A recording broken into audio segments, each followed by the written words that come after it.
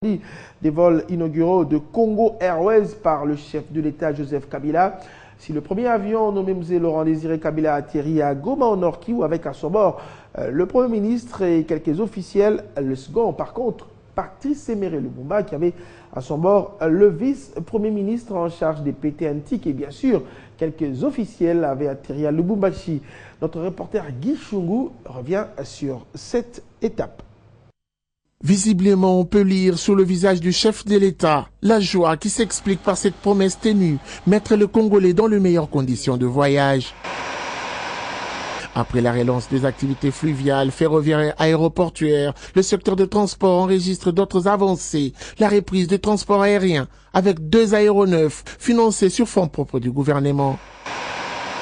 Les vols inauguraux ont eu lieu ce vendredi devant plusieurs officiels et c'est le chef de l'État qui a donné le go.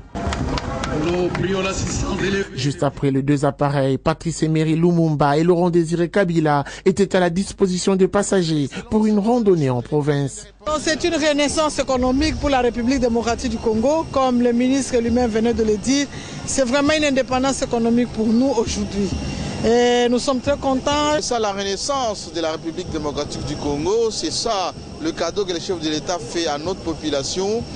Et la renaissance de la compagnie nationale, regardez comment les officiels sont en train de prendre des places à bord de ces aéronefs de moins de 8 ans, comme vient de le dire le ministre. Aussitôt à l'intérieur, la beauté de l'avion retient l'attention des passagers. Nous avons été agréablement surprises de voir le confort dans l'avion. Les hôtesses sont assez aimables, gentilles et expérimentées.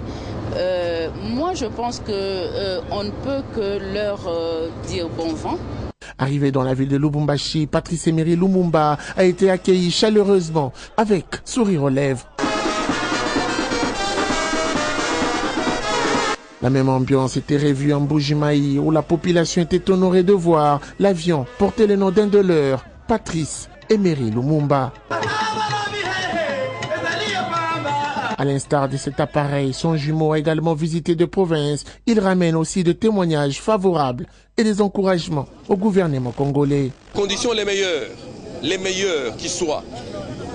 Je suis bien fondé pour en parler, non? Je suis bien fondé, je voyage souvent. Mais ici, c'est différent. C'est différent des autres opérateurs que vous connaissez. Et donc je dis que nous avons toutes les raisons de faire confiance à Congo Airways. Joseph Kabila a donné aux Congolais ce qu'il vaut. Le gouvernement promet à court terme l'achat de 2 autres appareils volants et le Premier ministre Matata Ponyo y travaille déjà. Suivez à présent quelques réactions recueillies par notre reporter Guy Chungu qui a pris place à bord justement du vol inaugural à destination de Lubumbashi. Après plus de 20 ans qu'on n'ait pas une compagnie ou un appareil pour les compagnies officielles, publiques de l'État, je crois que c'est la prise de conscience de la nouvelle génération politique. Comme vous savez, il a été rappelé tout à l'heure que la République démocratique du Congo est un pays continent. Donc l'aviation est vraiment fondamentale pour d'abord symboliser l'unité de la République démocratique du Congo, mais en même temps permettre à tous les Congolais de se déplacer dans tous les coins de la République. J'ai reçu des Sud-Africains il y a 48 heures. Je leur ai posé la question quand je les recevais à l'aéroport, quand ils sont passés par l'aéroport modulaire, nous sommes allés jusqu'à Campeski, Fleuve Congo Hotel. Je leur pose la question de savoir parce qu'ils sont passés à Kinshasa pour la dernière fois en 2009. Je leur ai posé la question s'ils étaient contents des transformations qu'ont connues la ville de Kinshasa. Ils m'ont dit non, il n'y a pas eu de transformation. Nous venons de visiter un autre pays que celui qu'on avait visité en 2009. Que diriez-vous à ceux-là qui ont du mal à croire à ces gestes du chef de l'État? Mais eux, qu'ils restent en train de rêver, mais nous marchons. Les choses se réalisent devant eux, ils voient, ils vivent ça. Je sais que ça leur fait mal, mais c'est comme ça la vie. Parlons sécurité dans ce journal que j'ai annoncé même en titre avec ce haut fait d'armes des FARDC en Ituri. L'armée loyaliste a neutralisé le lieutenant-colonel Androzo Abdoul, un des leaders les plus influents des FRPI, selon les services de communication et d'information des FARDC, qui nous a livré l'information. 175 miliciens Raïla Mutomboki se sont également rendus au FARDC à Chabunda, au sud Kivu. On va parler de la sortie officielle sous le haut patronage du chef de l'État, Joseph Kabila, de la Fédération nationale des jeunes entrepreneurs du Congo. La cérémonie a connu la présence du représentant du chef de l'État, son directeur de cabinet, Néhémie Mwali Niawa, qui a annoncé une bonne nouvelle. Le chef de l'État, qui soutient énormément la jeunesse, va financer 50 meilleurs projets des jeunes entrepreneurs congolais. Pour en parler, nous recevons sur ce plateau justement le coordonnateur de cette structure, Eric Makwala. Bonjour et bienvenue sur ce plateau. Bonjour, monsieur. Alors, vous êtes coordonnateur justement de cette plateforme. Qu'est-ce qui a réellement motivé à sa création? Ce qui a motivé la création de cette plateforme, ce sont les énormes difficultés que connaissent les jeunes entrepreneurs, notamment en ce qui concerne l'accessibilité au financement, l'accessibilité au marché et une certaine multiplicité des taux, et des taxes et impôts. Alors, je comprends que vous êtes vous-même entrepreneur. Vous évoluez avec vos propres moyens. Aujourd'hui, pourquoi vous voulez un financement soit du gouvernement ou soit de quelconque autre bailleur de fonds? Oui, monsieur le journaliste, un entrepreneur, c'est celui qui transforme ses idées en biens économiques, qui transforme ses idées en richesse. Et pour transformer ses idées en biens économiques et en richesse, il faudrait avoir le moyen. C'est ainsi que tout entrepreneur, de quelle nature que ce soit, est intéressé par les moyens qui viennent de partenaires, par des moyens qui viennent des dons, des bailleurs de fonds et même du gouvernement.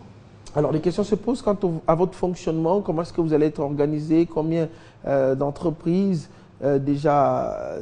qui font partie de cette structure? Oui, nous avions beaucoup d'entreprises, une centaine d'entreprises qui font déjà partie de cette structure. Mais laissez-moi vous rappeler, quand nous disons jeunes entrepreneurs, ce n'est pas seulement les jeunes qui ont des entreprises créées formellement. Quand nous disons jeunes entrepreneurs, nous tenons aussi compte de tous ces jeunes-là qui ont des initiatives privées. Le jeune cordonnier, pour moi, c'est un entrepreneur. Le sureur, c'est un entrepreneur. Le jeune qui vend les œufs, les arachides dans la rue, c'est un entrepreneur. Et il est question pour nous de les aider, de les organiser, de les orienter afin qu'ils quittent l'informel pour le formel. Alors, comment faire justement pour adhérer? Ça, c'est la dernière question. Pour adhérer, c'est simple, il suffit de passer dans nos bureaux, remplir sa fiche d'adhésion et voilà. Mais laissez-moi pas, monsieur le journaliste, je ne saurais passer sous silence. C'est l'annonce qu'a faite le directeur de cabinet du chef de l'État, qui était son représentant personnel à notre cérémonie d'hier. C'est celui de la volonté du chef de l'État de pouvoir financer 50 meilleurs projets de jeunes entrepreneurs. Et moi, je crois que nous avons le devoir de le remercier de tout cœur de ces gestes. Et je crois que la balle est dans notre camp, comme l'a dit le directeur de cabinet. C'est à nous de nous organiser. Voilà, de faire preuve, de nous organiser pour, bien entendu, recueillir ces 50 projets, ces 50 meilleurs projets avec des experts, bien entendu, et le présenter au chef du gouvernement, au président de la République, car les financements sont prêts, comme l'a dit son représentant hier. Merci Eric Makwala. Je rappelle, vous êtes le président de la Fédération nationale des jeunes entrepreneurs du Congo qui vient donc de voir le jour. Merci. L'on célèbre ce 10 octobre la journée mondiale contre la peine de mort. C'est la 13e journée célébrée depuis son instauration en 2003 par la coalition mondiale contre la peine de mort. Et cette année, cette coalition mondiale attire l'attention sur la peine de mort pour trafic de drogue en vue d'en réduire l'utilisation. Au RDC, le président de la culture pour la paix et la justice pense qu'il y a des avancées, mais beaucoup reste encore à faire. 100 pays dans la République démocratique du Congo ont aboli la peine de mort pour tous les crimes. Mais en RDC, il y a toujours des condamnés à mort sans exécution, affirme le président de la coalition d'Afrique contre la peine de mort. Cela fait plus de 11 ans qu'on n'exécute plus les condamnés à mort, mais en même temps, le nombre de condamnations à mort a augmenté année par année. Donc c'est un bilan mitigé par rapport à notre pays. Mais une inquiétude existe toujours. Si l'abolition de la peine de mort ne va-t-elle pas encourager les criminels? D'abord, je vous explique que c'est depuis 2010 qu'on n'exécute pas les condamnés à mort, mais on ne peut pas me dire qu'entre depuis 2002, depuis plus de 10 ans, on ne peut pas me dire que depuis 2002, la criminalité a augmenté au Congo par rapport à l'avant. Les pays voisins ici, comme l'Angola, a aboli la peine de mort en 1982. Le Rwanda a aboli la peine de mort. Le Burundi a aboli la peine de mort. Le Gabon a aboli la peine de mort. Le Togo a aboli la peine de mort. Au Congo-Brazzaville, on n'exécute plus les condamnés à mort depuis 1984. On ne peut pas me dire que la criminalité est beaucoup plus exponentielle dans nos pays voisins que chez nous. Donc c'est une question de moralisation de la société. C'est un choix humaniste que le gouvernement doit prendre sans dire que c'est la peine de mort qui est dissuasive par rapport à la criminalité. En RDC, aucune manifestation n'a été organisée, mais les appels proviennent de partout pour l'abolition de la peine de mort. Prenons ce titre en bref, interdiction de la commercialisation du café cerise. Annonce faite par le chef du centre de l'Office national du café à Mahagi dans le territoire, dans la province de l'Ituri. Cette mesure concerne les producteurs du café de Mahagi, Djougou et Aru qui vendent souvent ce produit brut en Ouganda, occasionnant ainsi une perte pour la RDC. Elle vise également à valoriser la filière du café au niveau local. Toujours en bref, au moins 20 personnes ont été tuées et 100 autres blessées. C'est le bilan d'une lourde explosion à Ankara, la capitale turque. Les détonations sont survenues alors que s'est lancée une manifestation pour la paix organisée par des mouvements de gauche dans le principal parti kurde.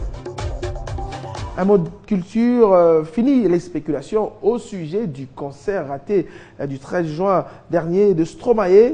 Eh bien, l'artiste musicien belge se produit ce samedi au parking de l'hôtel Pullman à Kinshasa. Confirmation faite par l'artiste lui-même hier soir au cours d'un point de presse. Une tournée africaine qui va se clôturer à Kigali le 17 octobre prochain. Stromae. Donc bonjour, et d'abord mes excuses pour mon absence en juin, pour des raisons de santé évidemment. Je suis très heureux d'être là en tout cas. La Congolaise, je pense que c'est elle qui a donné naissance à beaucoup de courants, et notamment le gros courant nigérian actuel, je pense que, ou bien la Côte d'Ivoire, etc. Pour moi, le Congo a une importance primordiale là-dedans, musicalement, et voilà. Je pense à des Koffi Olomide, Papa Wemba, Zaiko, Franco. Voilà, c'est des musiques qu'on a écoutées énormément et que toutes les diasporas africaines, et qu'elles ne soient pas forcément congolaises, ont écouté à un moment de la musique congolaise. Ça, c'est une obligation. Donc voilà, et elle fait partie de moi évidemment. Ensuite, c'est combien de pourcentage d'africanité?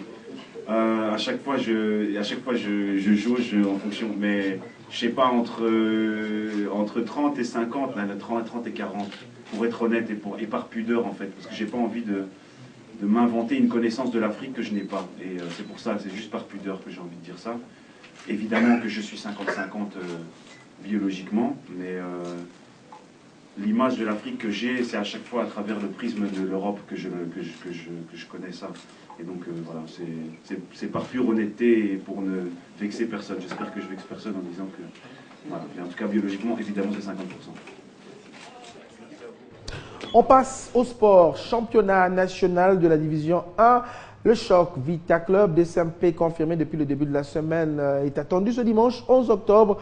Ce match qui se jouera au Stade Tata Raphaël s'inscrit pour le compte de la 4e journée de cette compétition. Les dispositions sécuritaires importantes ont été prises, il faut le signaler. Doumbala nous retrace ici les forces en présence de chacune des équipes. Par Dr Jikanji, pas pour longtemps. On lance là-bas.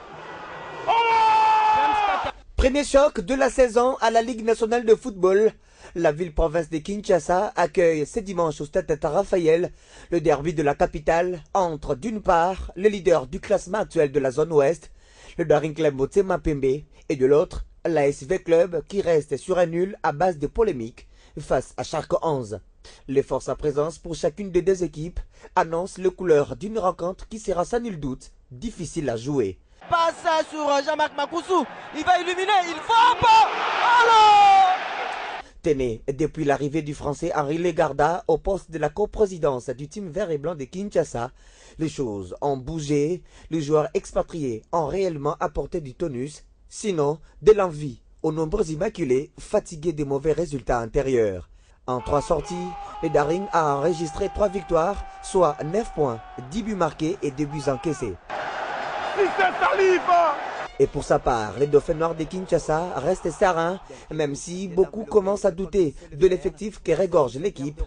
Florent Ibenge, le patron du staff technique des Moscovites, Florent Ibenge, promet pendant ces temps une nouvelle figure de son ossature ce dimanche. L'objectif, c'est de gagner la Lina Foot.